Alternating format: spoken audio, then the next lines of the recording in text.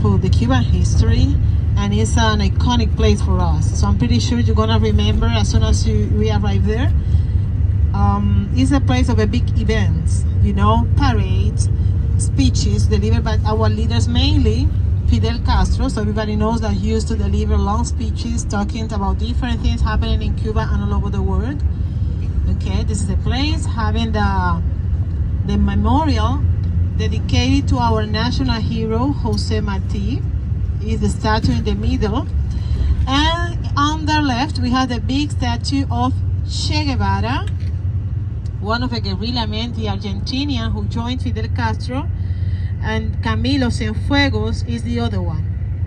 Camilo Cienfuegos, another leader. So indeed, during the 50s, the late 50s, Che Guevara, Camilo, and Fidel Castro were considered the most important leader symbol of communism in the world. So the CIA, sent by